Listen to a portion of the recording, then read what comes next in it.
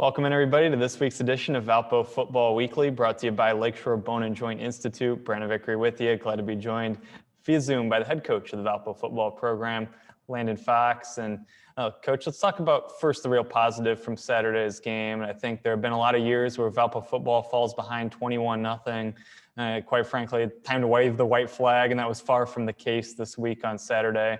Would have been the biggest comeback since 1995 for the program had you finished it off. Just what can you say about the resiliency of the team to come back and tie the game after falling behind by 3 scores?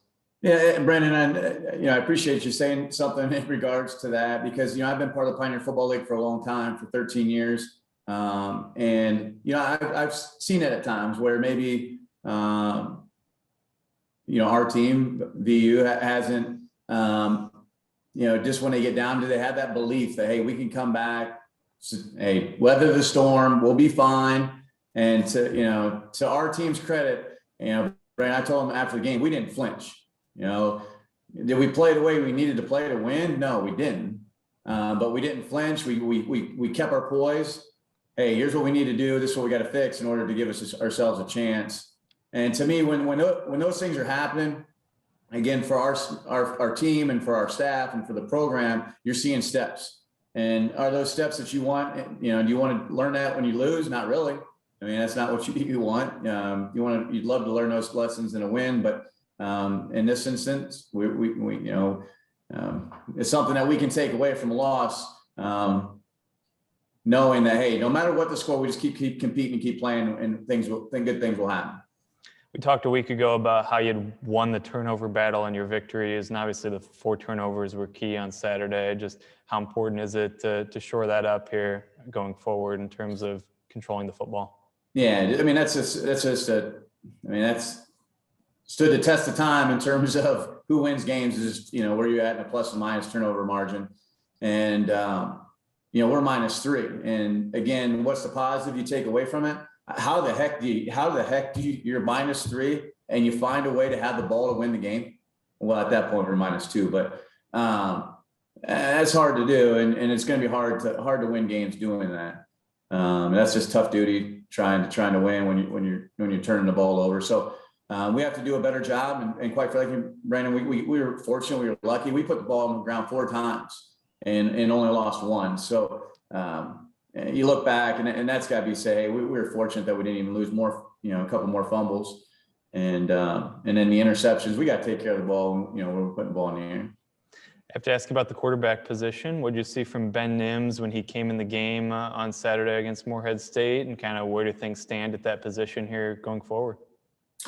Yeah, it was just a situation where I tell, our players all the time, the quarterback position is no different than any other position, meaning, hey, we're asking you to perform at a certain level. And if we evaluate that maybe we feel like, hey, you're not, or somebody else could do it, then why not you do it at a different position?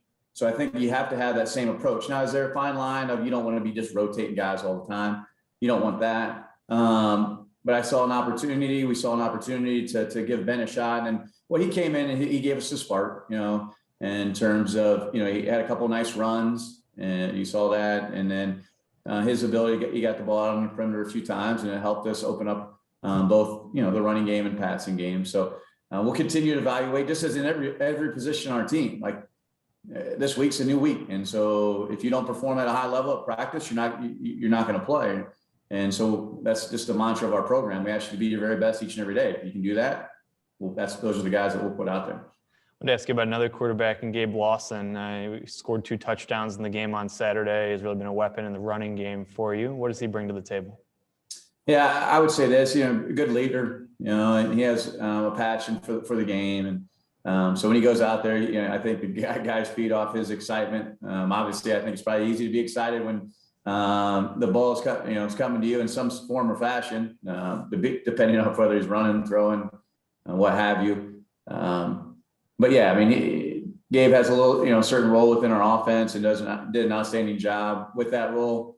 And then our guys up front within the backs executing those particular plays have done a nice job.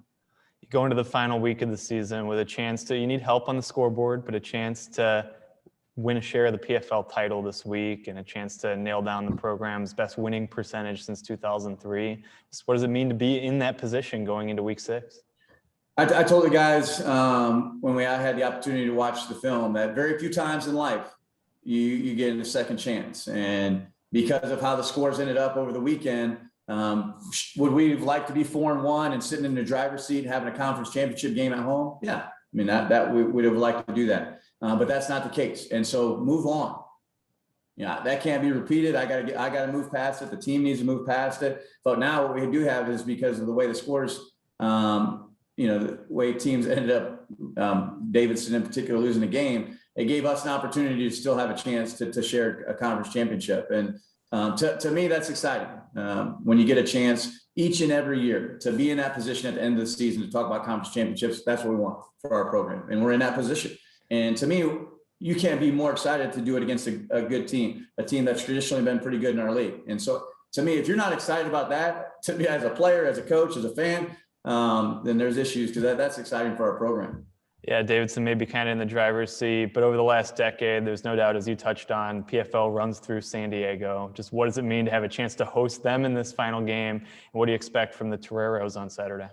Yeah, I tell you, Brandon, they're good for a reason. They execute at a really high level, and so that's their strength. They're a tough, physical team, and to me, that's what we talk about within our program. Hey, the team that plays the hardest and executes at the highest level for the longest period of time, this team is going to win. And I think you see us. We play tremendous. We play very hard on both sides of the ball, and so we're getting that. I mean, we have that established. Hey, we have to execute at a higher level for consistency. For play in and play out. Sure, there'll be some good plays and bad plays. We got to have more good plays than you do bad ones, and you can't definitely have dumb plays. And we talk about that within our program. We had some dumb ones which cost us last Saturday. So it'll be fun. It'll be a good game. I know our guys will be ready. They're excited. Put this one behind us and move on, just as we did if it was a win, right? And so that's what we need to do. There he is, the head coach of the Valpo football program, Landon Fox. Once again, it's the final home game of the season, final game of the regular season on Saturday, a noon kickoff against San Diego. Hope you'll follow along on social media, on valpoathletics.com. The game will be on the Valley on ESPN. We'll talk to you again next week. This is Valpo Football Weekly, and it's brought to you by Lakeshore Bone and Joint Institute.